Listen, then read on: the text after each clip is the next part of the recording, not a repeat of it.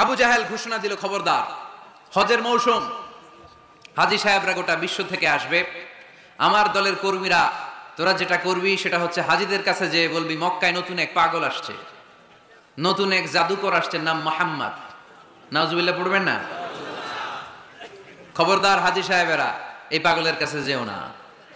সব হাজিরা গোটা বিশ্ব থেকে এসে মক্কার মিনা প্রান্তরে তাঁবুর ভিতরে ঢুকেছে, আর আবু জাহেলের টিম মেম্বাররা সব তাঁবুর ভিতরে উকি মাইরা কয়, খবরদার, নতুন পাগল আইছে। সবাই কয়, নাম কি? কয়, মুহাম্মদ।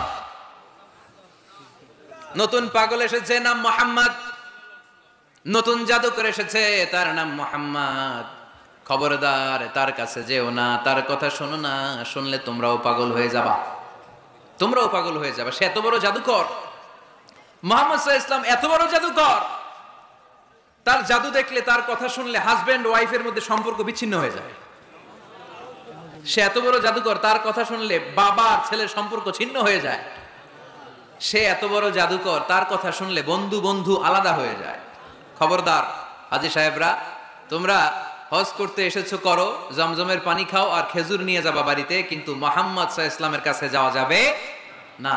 আচ্ছা, আপনারা বুঝে শুনে উত্তর দেন। এই যে লক্ষ লক্ষ হাজী মিনার তাঁবুতে বসা, আর আবু জাহেলের লোকটা যে বললো নতুন জাদুকরের নাম মুহাম্মদ, তার কাছে যেও না, এই লক্ষ লক্ষ হাজীরা এর আগে জীবনেও মুহাম্মদ সাল্লাল্লাহু আলাইহি ওয়াসাল্লামের নাম শুনছে? তার মানে মুহাম্মদ সাল্লাল্লাহু আলাইহি ওয়াসাল্লামের নাম তাদের কানে পৌঁছে দেওয়ার দায়িত্ব আবু জাহেল নিজেই নিয়ে নিয়েছে। চিল্লায় এখন ঠিক কিনা? অপপ্রচার প্রচার হয়ে গিয়েছে। আর সবাই মনে মনে ভাবে, কয় কি, এত বড় জাদুকর, হজ করি আর না করি, এর না দেখা যাওয়া যাবে না, হজ তাড়াতাড়ি কোন রকম সাইরা এই জাদুকরের কাছে আগে যাব, দেখি কেমন জাদু দেখায়, দেখি কত বড় ম্যাজিশিয়ান, দেখি তো কত বড় পাগলের। কারণ আল ইনসানু হারিসুন আলা মা মুনিআ, মানুষকে যেটা নিষেধ করা হয় বেশি, মানুষ এটা করতে চায়। যদি বলি ওদিকে যাবি না, ওর বাপের কিরা ওদিকে যাবে, ও ঠিক কি না? এটা আমাদের স্বভাব, আমাদের খাসলা, আমাদের বৈশিষ্ট্য, যেটা আমাদেরকে নিষেধ করা হয় বেশি, ওটা করতে মন চায়। সব হাজিরা মনে মনে ভাবলো, আমরা যাব যাব, তোরা যতই বলিস না কেন, যাব যাব, হজের পরে অবশ্যই যাব। দেখা গেল হজের পরে বিশ্বনবী মুহাম্মদুর রাসূলুল্লাহ সাল্লাল্লাহু আলাইহি ওয়াসাল্লামের বাড়ির সামনে বিশাল বড় গ্যাদারিং শুরু হয়েছে। সবাই লাইন ধরে দেখা করতে গেছে। দেখা করতে যে বিশ্বনবীর চেহারা দেখে প্রথম নজরেই সব পাগল। চাঁদের চেয়ে সুন্দর তুমি নবী আমার কামলিওয়ালা, চাঁদের চেয়ে সুন্দর তুমি নবী আমার কামলিওয়ালা, দুজা তুমি প্যারা নবী সাল্লে আলা, দু জাহানের বাদশাহ তুমি প্যারা নবী সাল্লে আলা, চাঁদের চেয়ে সুন্দর তুমি নবী আমার কামলিওয়ালা। সুবহানাল্লাহ পড়েন। এত সুন্দর চেহারা, বিষ্ণু ঈসা ইসলামের চেহারার মতো এরকম চেহারার মানুষ পৃথিবীতে আছে? দ্বিতীয়টা, অনেকে বলে সাইয়েদনা ইউসুফ আলাইহিস সালামের চেহারা নাকি বেশি সুন্দর। সুন্দর ঠিক, কিন্তু আমার নবীর চাইতে বেশি নয়। বিষ্ণু বলতেন, আনা মালিহুন ওয়া আখি ইউসুফু সাবিহুন, আমার ভাই ইউসুফ হচ্ছে সাবিহ, সাবিহ মানে সাদা সুন্দর ধবধবে, আর আমি হচ্ছে মালিহ, মালিহ মানে এসেছে মিলহন থেকে, মিলহন মানে লবণ, মানে লাবণ্যময় সুন্দর। আমার ভাই ইউসুফ নবী সাদা সুন্দর, আমি লাবণ্যময় সুন্দর, কোনটার দাম বেশি? লাবণ্যময় সুন্দরের দাম বেশি। সাইয়েদনা ইউসুফ আলাইহিস সালামের চেহারা দেখে মিশরের মেয়েরা লেবু কাটতে যে বা কমলা কাটতে যে, আনার কাটতে, কমলা কাটতে যে আঙ্গুল কেটে ফেলেছিল, কোরআন তার সাক্ষী। ওয়া কাত্তা'না আইদিয়াহুন, আম্মা জান আয়েশা রাদিয়াল্লাহু তাআলা আনহা যখন এই ঘটনা শুনেছেন, তিনি মিশরের মেয়েদেরকে ডাক দিয়ে বলেছেন, ও মিশরের মেয়েরা, তোমরা ইউসুফ নবীর সৌন্দর্য দেখে লেবু কাটতে যে আঙ্গুল কেটেছো, আমার স্বামী প্যারা নবী মুহাম্মদ রাসূলুল্লাহর চেহারা যদি তোমরা দেখতা, তাহলে লেবু কাটতে যে আঙ্গুল নয়, কলিজাটা কেটে টুকরা টুকরা করে দিতা। আবার আম্মা জান আয়েশা বলতো, লাকুম শামসুন ওয়া লানা শামসুন, তোমাদের জন্য একটা সূর্য আছে, কিন্তু আমি আয়েশার জন্য আলাদা একটা সূর্য আছে। তোমাদের সূর্যটা প্রতিদিন সকালবেলা পূর্ব আকাশে উদিত হয়ে গোটা দুনিয়াটারে আলোকিত করে দেয়, আর আমার সূর্যটার নাম হলো মুহাম্মদ সাল্লাল্লাহু আলাইহি ওয়াসাল্লাম। মসজিদে নববীতে এশার নামাজের পরে আমার সূর্যটা আমার ঘরে উদিত হয়। তোমাদের সূর্য সকালবেলা পূর্ব আকাশে উঠে গোটা দুনিয়াটারে আলোকিত করে, আমার সূর্য মুহাম্মদ এশার নামাজের পরে আমার ঘরের ভেতরে যখন উকি দেয়, আমার পুরো ঘরটারে আলোকিত করে দেয় কে? এত সুন্দর চেহারা ছিল, ওনার চেহারার নূর দিয়ে হারানো সুই খুঁজে পেয়েছে বিশ্বনবীর স্ত্রীরা। চিল্লায় করে আল্লাহু আকবার। বিশ্বনবীর চেহারা সৌন্দর্যের সাথে কারো সৌন্দর্যের কোনো মিল হবে? No comparison with our beloved prophet Muhammad সাল্লাল্লাহু আলাইহি ওয়াসাল্লাম। whether it's the fitness, whether it's the appearance, whether it's the status, no comparison with our prophet. এটা ফিটনেসের দিক থেকে হোক, এটা চেহারার সৌন্দর্যের দিক থেকে হোক, এটা কণ্ঠস্বরের ঝংকারের দিক থেকে হোক, সম্মান আর মর্যাদার দিক থেকে হোক, আমার নবীর সম্মানের ধারে কাছেও সম্মান পৃথিবীর কারো হতে পারে না। চিল্লায় বলেন ঠিক কি না? এজন্য আল্লাহ বললেন ওয়া রাফা'না লাকা যিকরাক, নবী আপনার সম্মান বাড়াতে বাড়াতে আমি আকাশচুম্বী করেছি। লোকজন সব যে বিশ্বনবীর দরবারে লাইন ধরেছে, হাজিরা সব বিশ্বনবীর কাছে, যে চেহারা দেখেই কুপকার, বাকি জিনিস তো পরে। অনেকে আছে না, চেহারা দেখলেই মানুষ পাগল হয়ে যায়, আছে না নাই? চেহারা দেখেই পাগল, চেহারা দেখেই পাগল। তারপর তারা মিলাতে লাগলো। মিনার তাবুতে আবু জাহেলের কর্মীরা ঘোষণা দিয়েছিল এলাকায় মোহাম্মদ নামে পাগল এসেছে। তারা মিলায়ে দেখে না, এই মহামানব কোনোদিন পাগল হতে পারে না, কারণ পাগলের চুলগুলো থাকে উস্কো খুস্কো, ঠিক কিনা? আমার নবী সাল্লাল্লাহু আলাইহি ওয়াসাল্লামের চুল উস্কো খুস্কো ছিল? কত সুন্দর চুল আঁচড়ে রাখতেন, জাইতুনের তেল দিতেন, আতর ঢেলে মাথার শীতের মধ্যে ঢেলে দিতেন, কপাল বেয়ে বেয়ে পড়তো, আর যেখানে সেজদা দিতেন সেজদার জায়গায় আতরের ঘ্রাণে আমোদ হয়ে যেত। হাতের তালুতে পারফিউম মাখতেন, আর মানুষের সাথে মুসাফা করলে যার সাথে মুসাফা তার হাতের সাথে নবীর ব্যবহৃত পারফিউমের ঘ্রাণ ছুটে যেত। এত পরিচ্ছন্ন ছিলেন তারা। বিশ্বনবীর চেহারার সাথে আবু জাহেলের বক্তব্যের মিল খুঁজে পায় না। তারা বলে না, এই লোক কখনো পাগল হতে পারে না। পাগলের চুল থাকে উস্কো খুস্কো, জামা থাকে ছিঁড়া ফাড়া, গায়ের মধ্যে থাকে ময়লা। পাগল কখনো দাঁত মাজে না, কিন্তু বিশ্বনবীর মুচকি হাসির ফাঁক দিয়ে দাঁতের দিকে তাকালে মানুষগুলো সব পাগল হয়ে যায়। স্মাইল দিতেন বিশ্বনবী, স্মাইল, মুচকি হাসি, তাবাসসুম। বিশ্বনবীর মুচকি হাসি দেখলে মানুষ পাগল হয়ে যেত, পাগল পাড়া হয়ে যেত। তারা বলে না না, এই মহামানব তো কখনো পাগল হতে পারে না। আবার মিলাতে লাগলো। আবু জাহেলের কর্মীরা বলেছিল এটা নাকি বড় জাদুকর, কিন্তু তারা বলে না না, এই অসাধারণ লোকটা জাদুকর হতে পারে না, সে তো কোনো মন্ত্র পড়ে না। জাদু করার জন্য মন্ত্র পড়ার দরকার আছে না নাই? বিষ্ণুনবী কি মন্ত্র পড়তো? বিষ্ণুনবী কি পড়ে শোনাতো? চিল্লায় বলেন, কি পড়ে শোনাতো? কোরআন শোনাতো। এত সুন্দর কণ্ঠ ছিল বিশ্বনবীর, পাগল হয়ে যেত মানুষ শুনতে শুনতে, পাগল পাড়া হয়ে যেত, বিমুগ্ধ হয়ে যেত। তারা সবাই বলতে আরম্ভ করলো, আবু জাহেল তুমি মিথ্যাবাদী, তবে তোমাকে ধন্যবাদ এরকম একটা মানুষের সাথে পরিচয় করিয়ে দেওয়ার জন্য। সুবহানাল্লাহ কইলেন না?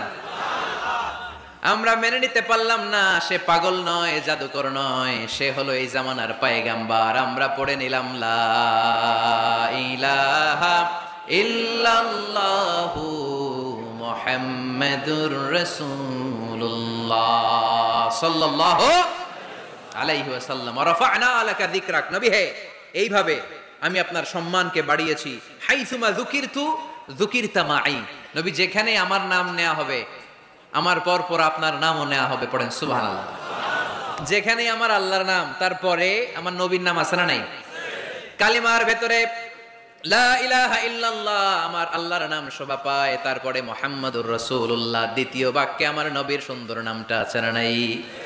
কালেমার মধ্যে প্রথমে আল্লাহর নাম, তারপরে নবীর নাম। হাইসুমা যুকিরতু যুকিরতা মাই, নবী কিভাবে আপনার মর্যাদা আমি বাড়াবো জানেন? যেখানেই আমি ওইখানেই আপনি, যেখানে আমার নাম নেওয়া হবে তারপরেই সৃষ্টিকুলের মধ্য থেকে শুধু আপনার নাম নেওয়া হবে। সুবহানাল্লাহ পড়েন। আপনার উম্মতেরা গোটা বিশ্বে সালাত আদায়ের জন্য আজান দিবে, আজানের প্রথম 4 বাক্যে আমি আল্লাহর বড়ত্ব, আল্লাহু আকবার। তারপরের 2 বাক্যে আমি ছাড়া কোনো ইলাহা নাই, এটার সাক্ষ্য দেয়া হবে। তারপরের 2 বাক্যে সবাই সাক্ষ্য দিতে বাধ্য, আপনি ছাড়া দুনিয়ায় আর কোনো শেষ রাসূল নাই। তার মানে আজানের মধ্যেও আমার আল্লাহর নামের পরে আমার নবীর নাম আছে না নাই? এরপর আমরা একামত দিয়ে জামাত শুরু করি। এই জামাতের আগে যে একামতটা দেই, এই একামতেও আল্লাহর নামের পরে আমার নবীর নামটা আছে না নাই? আল্লাহু আকবার, আল্লাহু আকবার, আশহাদু আন লা ইলাহা ইল্লাল্লাহ, আশহাদু আন্না মুহাম্মাদার রাসূলুল্লাহ সাল্লাল্লাহু। তার মানে আজানে আমার নামের পরে আপনার নাম, একামতে আমার নামের পরে আপনার নাম। নামাজের শেষে যখন আমরা শেষ বৈঠকে বসি, সেখানে বিশ্বনবীর উপর দুরূদ। আল্লাহর দেয়ার পদ্ধতি আছে, 3টা পদ্ধতিতে তিনি আমাদের দোয়া কবুল করেন। কয় পদ্ধতি? কোন বলে আমি কোথায়, আপনি বলে দেন আমি একেবারে কাছে। আল্লাহ কি কাছে না দূরে? সবাই বলেন কাছে না দূরে? ইযা সাআলাকা ইবাদি আন্নী ফাইন্নী করিব উজিবু দাওয়াতাদ দাঈ ইযা দাআন। ডাকতে দেরি, আমি ডাকে সাড়া দিতে দেরি হয় না। আপনি জীবনে যত দোয়া করবেন সব কবুল করে কে? কারণ আল্লাহর দরবারে না নাই, আছে শুধু হ্যাঁ। আল্লাহর দরবারে কি নাই? কি আছে? তাড়িয়ে দিতে তিনি জানেন না, ফিরিয়ে দিতে তিনি জানেন না। আমরা মাঝে মাঝে ফিরিয়ে দেই না, বাধ্য হই অনেক সময় ফিরিয়ে দিতে। আল্লাহ তাআলা ফিরিয়ে দেন না, কোন ফরিয়াদির ফরিয়াদকে তিনি ফিরিয়ে দেন না, তিনি সব সময় অ্যাকসেপ্ট করেন। চাইলেই লাভ, চাইলেই আল্লাহ কবুল করে। অনেকে বলে হুজুর এটা কি বললেন, কত কিছু চাইলাম দিল না তো আল্লাহ, এরকম অভিযোগ আছে না নাই? অনেকে বলে হুজুর আমি অনেক চাইলাম, আল্লাহ আমার একটা ছেলে দিও, একের পর এক মেয়েই হয়ে যাচ্ছে, আছে না নাই? অনেকে বলে হুজুর 4টা ছেলে, আল্লাহর কাছে দোয়া করতেছে একটা মেয়ে দাও, আল্লাহ দেয় না। কাবা ঘর ধরে দোয়া করে আসলাম, হুজুর আল্লাহ শুনলো না আমার কথা, এরকম বলে? ইউসুফের খিলে এরকম কেউ বলে? আছে, অনেকের আফসোস। তো আমি বললাম যাই দোয়া করলেন আল্লাহ কবুল করে নেয়, কিন্তু অনেকে বলে কই আমি তো করলাম পাইলাম না। আল্লাহর দেয়ার পদ্ধতি আছে, 3টা পদ্ধতিতে তিনি আমাদের দোয়া কবুল করেন। কয় পদ্ধতি? সবাই জোরে বলতে হবে, কয়টা? পদ্ধতি নাম্বার 1, আপনি যখন আল্লাহর কাছে কিছু চান আল্লাহ বলেন দিব, ইয়েস দিব। তিনি বলেন দিব, তোমার দোয়া কবুল, আমি দিব বলেই তিনি দিয়ে দেন। আপনি পেয়ে খুশি হয়ে যান, আলহামদুলিল্লাহ পড়েন। দিব বলে দিয়ে দেয় সাথে সাথে, আপনি খুশি। পদ্ধতি নাম্বার 2, আপনি আল্লাহর কাছে কিছু চাইলেন, তখন আল্লাহ বলে দিব। আল্লাহ কি বলে? তিনি দিব না বলতে জানেন না, তিনি সবসময় কি বলে? দিব। পদ্ধতি নাম্বার 2, আপনি চাইলেন, আল্লাহ বলে দিব, তবে এখন দিব না, পরে দিব। কখন দিলে আমার জন্য বেশি ভালো, এটা আমার চেয়েও ভালো জানে কে? যখন দিলে আমার জন্য ভালো আল্লাহ তখন দেয়, সুবহানাল্লাহ পড়েন। পদ্ধতি নাম্বার 3, আমরা চাইলাম, তখন আল্লাহ বলে দিব দিব দিব। না বলেন না, চিনি দিব, তবে এখনো দিব না, পরেও দিব না, এটা তোমার জন্য কিয়ামতের ময়দানে আমি রেখে দিব।